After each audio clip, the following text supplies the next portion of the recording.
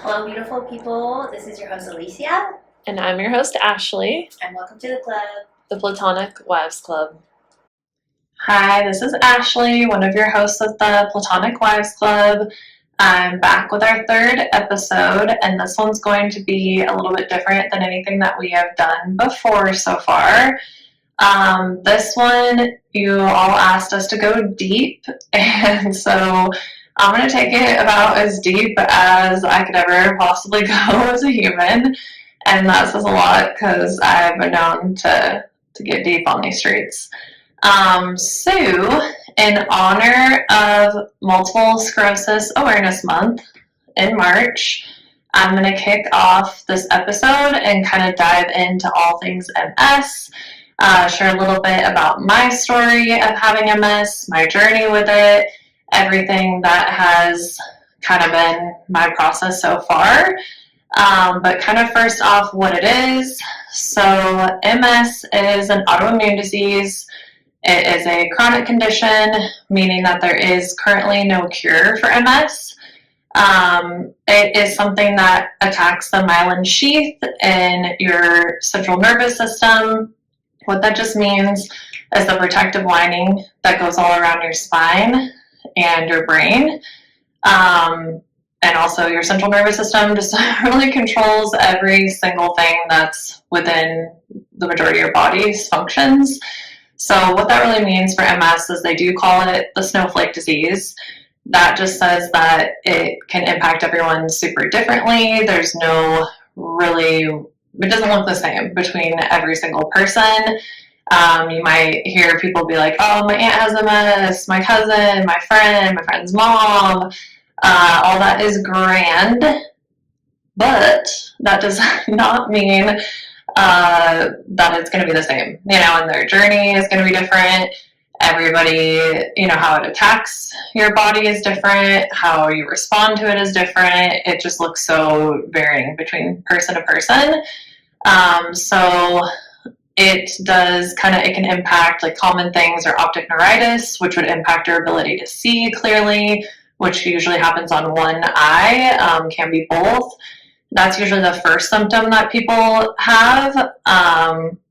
It can also impact like your bladder control, your ability to walk, your ability to swallow, your cognitive ability to remember things clearly.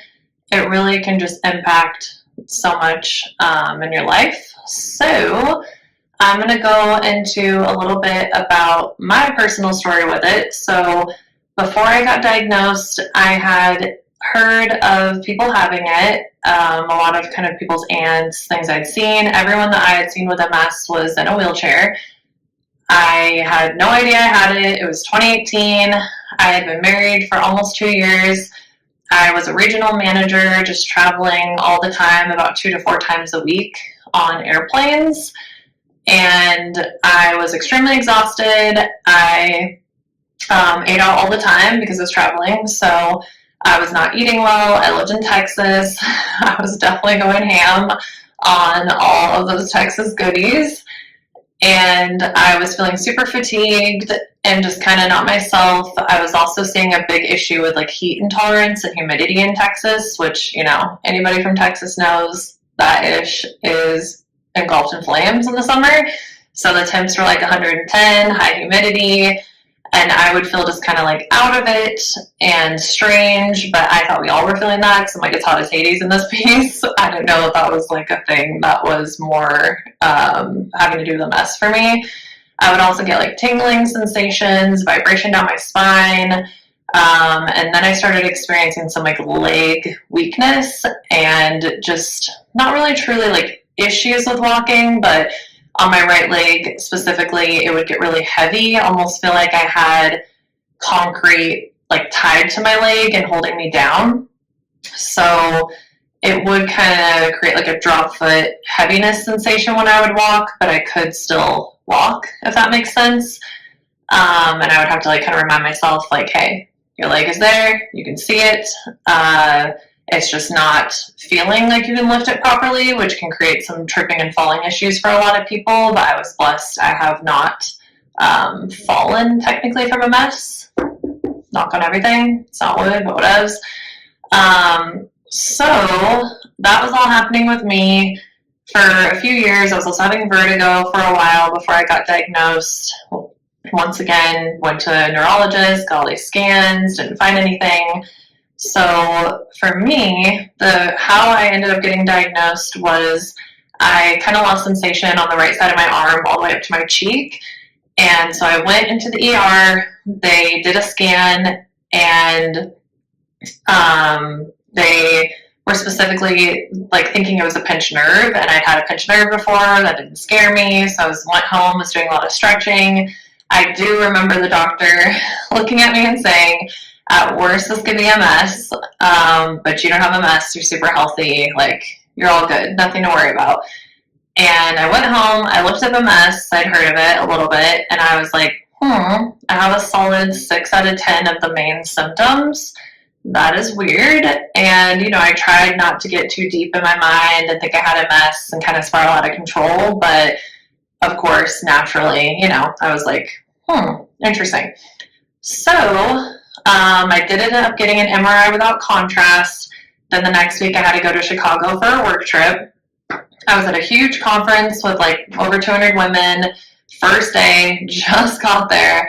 And then I got a phone call saying they did see a spot on my brain and that I needed to come back in for more MRIs and that they believed I either had a brain tumor or multiple sclerosis. So that was joyful. I flew home, went to the neuro, got my MRIs, and then I went to an MS doctor in Dallas, and he did eventually say that I had multiple sclerosis. So that was wild. I had some pretty big lesions scattered through my brain, and then a lot of tiny lesions in my spine, which once again, it's kind of just the luck of the draw on like where your lesions go, how big they are, how small they are, what they impact, but all mine made sense for like why I was having like the numbness and tingling.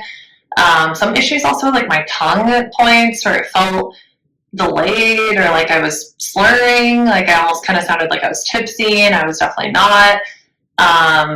So yeah, that was all of that crazy stuff.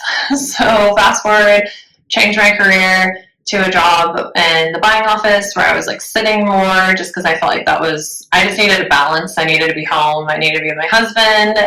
The mental toll, as you can imagine, was immense for me.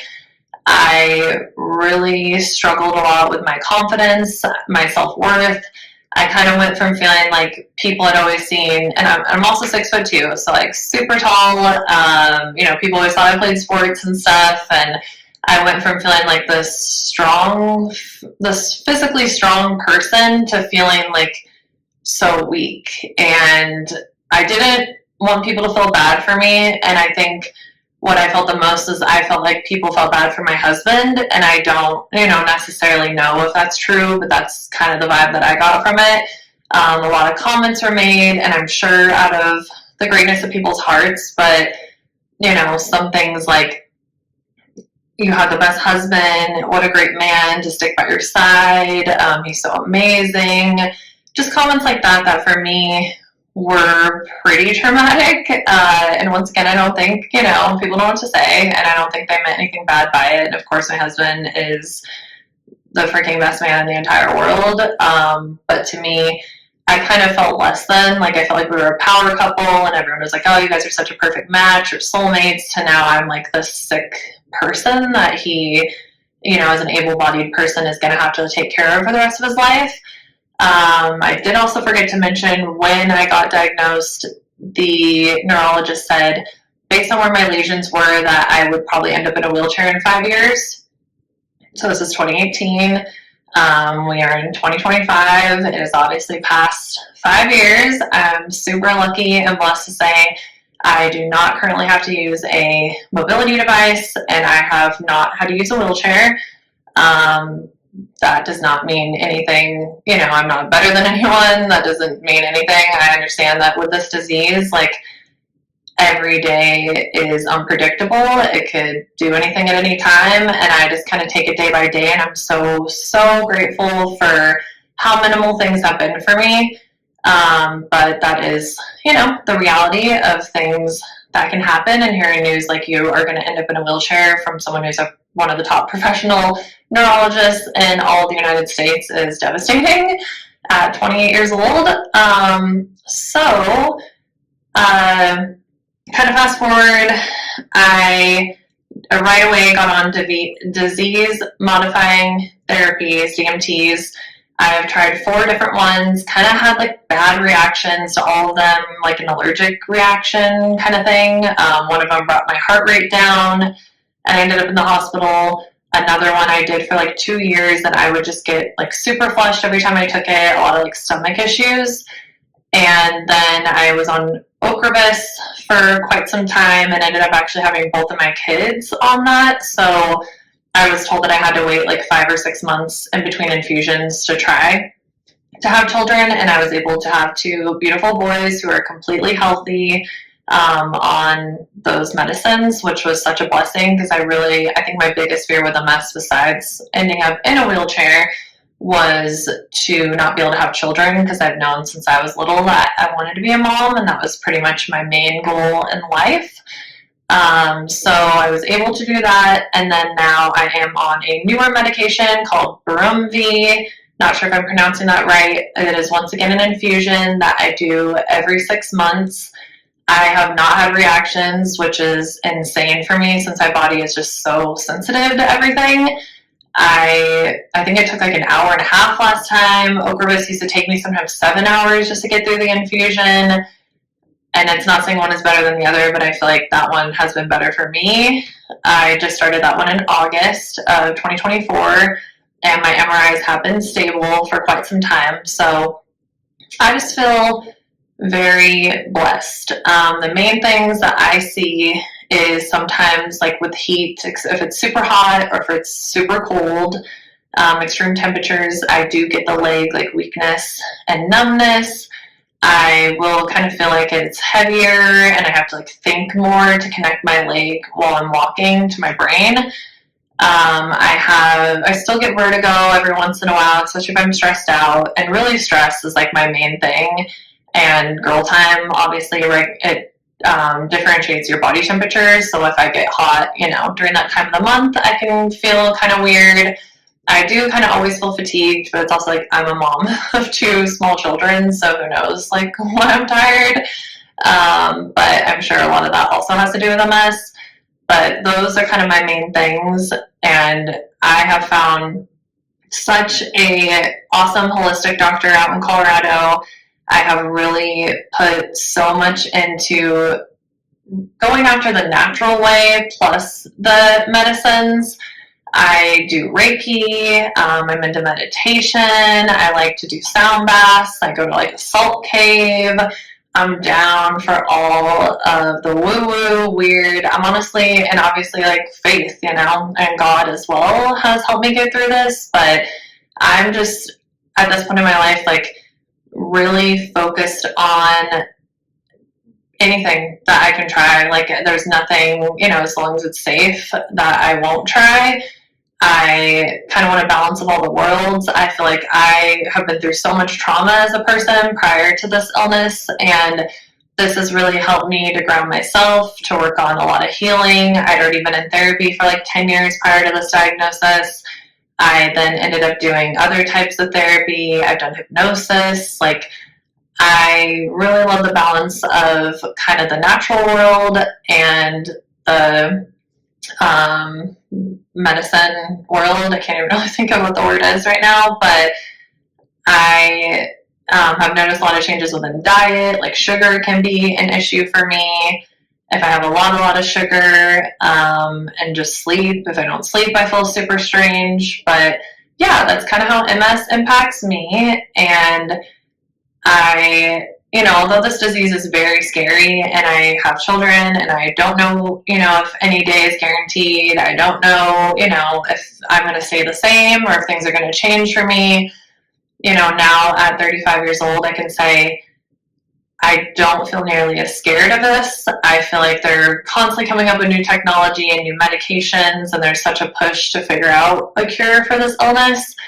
I have faith in that as well, but I also feel like without this disease, although like I ain't trying to compliment it because it's not cute, but there's so much good that has been brought into my life after getting diagnosed that I don't know if I would have discovered and found about myself if this hadn't happened. So I do give MS like a low-key shout out. Like, I'm not trying to be like, dang, you're cute out there, because you're not cute at all, but I think it has brought some good into my life. And yeah, I wanted to feature on this episode. I know I don't have my lovely partner Alicia, but she does not have MS, so she was kind to let me really raise awareness for this episode. And I wanted to feature some ladies that I've connected with through social media that also have MS, that I kind of lean on as partners through this illness. It's so nice to be able to have people to relate to, because I don't have any friends in Colorado with this illness. So being able to utilize social media via Instagram and find people that are also in the same like stage as you with it, where, you know, when I first got diagnosed, everyone was kind of in a later stage. I was seeing a lot of people that were paralyzed or did have other stuff going on, and it was a little bit overwhelming for me. And now finding people who are kind of in like a similar life space has been so nice. And yeah, I'm just really grateful for all of them. So I hope you guys enjoy hearing a little bit about their stories as well. I feel like it would make plenty of sense to do a video when I have the spoons and I actually have some semblance of makeup and my hair done, because I usually don't look like this. And I was asked, of course, to do for my... I'm not even going to delete that because it's real MS right there. My MS story for MS Awareness Month. I got diagnosed when I was 30. I will be 38 this year. I've been on a couple of medications, but I'm currently raw dogging through life and I'm not on any medications. It affects me in many different random ways. I think that's why they call it a snowflake disease. Like, it's just like random stuff that happens. So like, you know, you have chronic pains, and like really it's on like the weather changes and insomnia sometimes, and like if my anxiety is really bad, which I'm really good at keeping those things at bay. So for the most part, I'm pretty okay. If you would have asked me like 2 weeks ago, I would have been told you I would have been in a flare up and I get canker sores. It's like a weird stuff that happens. But I think the reason why I feel so okay is because of the people in my life, my wife, and I guess we'll say our best friend. I usually say her best friend, but she also really helps me too in the house with the dogs and everything. I've catered my life around this to where it doesn't feel like it's an everyday battle. I would love for there to be more awareness, because a lot of people look like me and we don't look sick, but really there's a lot going on. We don't wear necklaces and stickers of our MRIs. So, you know, I'm really honored that Ash asked me, you know, to share my story. And I don't feel like there's a lot to share, because, you know, it's an everyday thing and we just try to go through it as best we can and deal with it the best that we can. I know that my goals, because when I first got diagnosed was, sorry, my dog just came out and he's an itty bitty chihuahua. When I first got diagnosed, my diagnosing physician told me you're going to end up in a wheelchair next year. And I said, miss me with that. And so my biggest goal is to not have a walking aid and to still be able to walk, because that is so important to me. This is my dog. And a lot of my emotional support comes from my animals. This is my pit bull. I live in Katy, Texas, and I hope that this helps. Oh, and this is my emotional support dog. Okay. Well, thank you so much. And again, Ash, thank you so much for asking me, and take care. Hey, my name is Molly and I have MS. I am from the United States. I grew up in Michigan. I lived in Japan for 7 years. I lived in Boston for 7 years, and now I'm in Singapore. And I've been here for 3 years. I was diagnosed with MS in 2019, October. I started having my first symptoms in September of 2019. I woke up and my left hand was numb. I thought I slept on it strange. And then over the next 2 weeks, my whole body progressively went numb. And my legs were numb but also tingly. And I also had this weird electric shock running up the back of my neck. And I felt like someone was taking knives on all of their fingers and squeezing my torso, which I learned later was MS hug. I went to my GP and she did a neurological exam and was like, I think you're okay, but I'm going to send you for an MRI. My dad has MS. He was diagnosed in 1996. So we kind of had an idea of what it might be. And yeah, the doctors confirmed that it was MS. I was living in Boston at the time, and I have a large lesion on my cervical spine, and I have several on my brain. I took Ocrevus for a few years, and then I switched to Mavenclad when I moved to Singapore. Last year, I had a relapse and have a large new, not really new, but large lesion that kind of got bigger. And so then I switched to rituximab, which is used off-label to treat MS here in Singapore. It is considered Ocrevus's big sister. Does the same thing basically. And when I had my first dose 6 months ago, I'm due for my next one soon.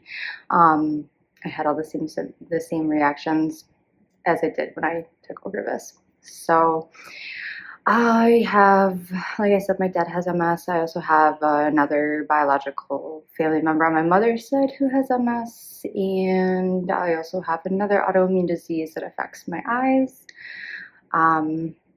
There's lots of medical issues in my family.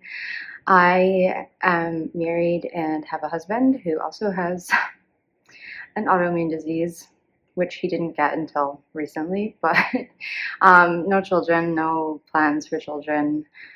And I have a sister and the mom and dad. So yeah, I've been living with MS for almost 5 years, a little over 5 years now. And the way it impacts me daily is that fatigue is a big problem. Brain fog is also a big problem. My memory is terrible. You can tell me something and I forget it 2 seconds later, and that's not even an exaggeration. I also have a lot of symptoms in my hands, so they get numb. My fingertips are very dull sensations, so I quite often drop things. If I get really tired, really overexert myself, then I do get burning sensation that goes up my arms. My legs will start to tingle. And but daily life, I am still working. I'm still doing the most that I can. Really just try my best. I try to work out, try to eat healthy, try to stay active, try to go out, try to just keep living my life the best I can. And that was part of why my husband and I moved here to Singapore. I mean, he got a job offer here, but we also wanted to have, a nice, healthy life, and Singapore offered a lot of opportunities for that. And actually, I am one of the weird MS people who enjoy the heat, and living in a tropical island actually really helps my symptoms. Whereas when I was in Boston, my symptoms were terrible because it was always freezing cold for like more than half the year. So anyways, that's my MS story in a nutshell. And if you are interested in following along for more, you can follow me on Instagram. All right. Happy MS Awareness Month. Hi, my name is Angelica. I currently reside in Albuquerque, New Mexico, and I have multiple sclerosis. I was diagnosed in 2015, and I was diagnosed because I kind of was aware of multiple sclerosis and knew symptoms of it pretty well because my mom had multiple sclerosis. My mom passed away in 2019 from PML, and if you have MS, you probably are aware of what PML is. And so, anyways, when I was diagnosed, I knew what that is. And so I was having vision problems, a little tired, and I had like a tingly feeling in my hands a little bit. And for a few days in a row, I thought it was like this big white hallway. I would walk down because I managed a casino in Vegas, and I get back to our office. It was like a gigantic white walls everywhere, and well, not everywhere, but it was a white wall, and my vision would always just be like, oh, like I thought it was the lighting. I thought it was just bright lighting. And finally, one day, after a few days of my right eye being blurry, I woke up almost completely blind in my right eye. And at that point, I was like, fuck, I just knew in my gut what it was. So I admitted myself to the ER, and lo and behold, was admitted. Spinal tap, MRI, whole fun bang of stuff. And that's when I got admitted and found out I have MS. The symptoms I currently deal with most often is being really tired. I get brain fog pretty often, to where like I'll be thinking something and I just like lose train of thought and kind of have to like rethink what I was saying. At times my short-term memory is like back in the day I was doing sports journalism and I can probably tell you anything about any team. And now I'm like lucky. If I am on a bad day, I'm lucky if I remember certain things that happened earlier in the day. But it is not like a very common thing for me, but it's one thing that happens every so often. I just get brain fog. The one that happens to me daily is I have like my thighs feel really heavy and my arms feel really heavy. And it's like painful, but it's not like a stabbing pain. It's more like a dull, aching pain where my legs just feel extremely heavy. Some days it'll be a little worse than others, where my feet are really sensitive and they'll like just kind of like kick. I've noticed by my shoes, my right foot drags a little more. And so I can tell how much, like, and I don't notice it, but I'll go home and I have marks on my feet, on my shoes. So that's kind of mostly what I deal with. Interestingly enough, I've noticed that after I got COVID, my immune system has been a little bit out of whack. My symptoms picked up a little bit after that. However, I am very grateful for it because I am on immunosuppressants to manage my MS. And I love Ocrevus. I'm a very big fan of it. I've remained stable since I've been on it for now 6 years. 6 years about. And so I've remained stable on that. So I'm really grateful for it, but it does have its downsides. I did have a friend pass away who was on Ocrevus when they got COVID. So my thing is like it kind of did mess with me a little bit after. My immune system got a little more fucked up, but I survived it, so I'm grateful for it. And that's it. I mean, it affects me on a daily basis sometimes. And it's more so with having MS and having symptoms and like a lot of the worry of what will happen or could happen, I think is a huge thing for it. I will say one thing I've dealt with because of it is I've gone through depressive states, as well as I have really bad anxiety, and it just kind of comes with it, I guess. But I stay hopeful. I have 2 beautiful children I want to be around forever for, and it's learning how to explain it to them as well. But yeah, so I am lucky to where I've found some amazing friends, even just online. And you kind of make your own circle, because it's one of those things that no one really gets unless they get. And it's nice to have a circle for it and to support each other. But it doesn't define me, and I do my best every day to remain positive. Some days suck, but it could always be a lot worse. I am very grateful because I am still able to walk and out of shape, but I can run.